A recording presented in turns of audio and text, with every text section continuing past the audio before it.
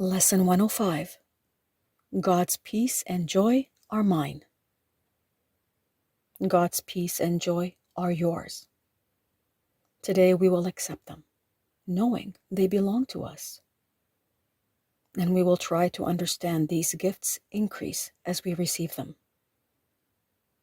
They are not like to the gifts the world can give, in which the giver loses as he gives the gift. The taker is richer by his loss. Such are not gifts, but bargains made with guilt. The truly given gift entails no loss.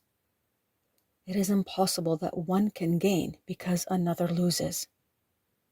This implies a limit and an insufficiency. No gift is given thus. Such, quote, gifts are but a bid for a more valuable return, a loan with interest to be paid in full, a temporary lending meant to be a pledge of debt to be repaid with more than was received by him who took the gift. This strange distortion of what giving means pervades all levels of the world you see. It strips all meaning from the gifts you give and leaves you nothing in the ones you take. A major learning goal this course has set is to reverse your view of giving so you can receive. For giving has become a source of fear, and so you would avoid the only means by which you can receive. Accept God's peace and joy, and you will learn a different way of looking at a gift. God's gifts will never lessen when they are given away. They but increase thereby.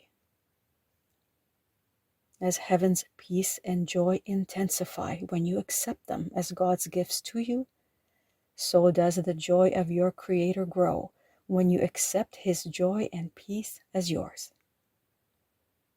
True giving is creation.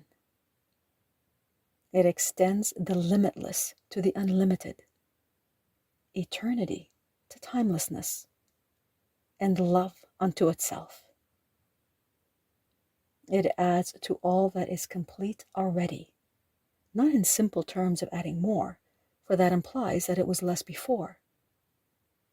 It adds by letting what cannot contain itself fulfill its aim of giving everything it has away, securing it forever for itself. Today accept God's peace and joy as yours. Let Him complete Himself as He defines completion. You will understand that what completes Him must complete His Son as well. He cannot give through loss. No more can you. Receive His gift of joy and peace today, and He will thank you for your gift to Him. Today our practice periods will start a little differently. Begin today by thinking of those brothers who have been denied by you the peace and joy that are their right under the equal laws of God. Here you denied them to yourself, and here you must return to claim them as your own.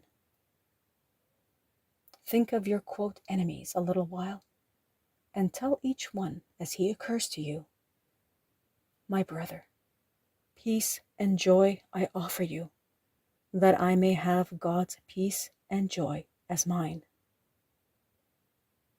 Thus you prepare yourself to recognize God's gifts to you, and let your mind be free of all that would prevent success today. Now are you ready to accept the gift of peace and joy that God has given you? Now are you ready to experience the joy and peace you have denied yourself? Now you can say, God's peace and joy are mine, for you have given what you would receive. You must succeed today if you prepare your mind as we suggest. For you have let all bars to peace and joy be lifted up, and what is yours can come to you at last. So tell yourself, God's peace and joy are mine. Then close your eyes a while and let His voice assure you that the words you speak are true. Spend your 5 minutes thus with Him each time you can today, but do not think that less is worthless when you cannot give Him more. At least remember hourly to say the words which call to Him to give you what He wills to give and wills you to receive. Determine not to interfere today with what He wills. And if a brother seems to tempt you to deny God's gift to him, see it as but another chance to let yourself receive the gifts of God as yours.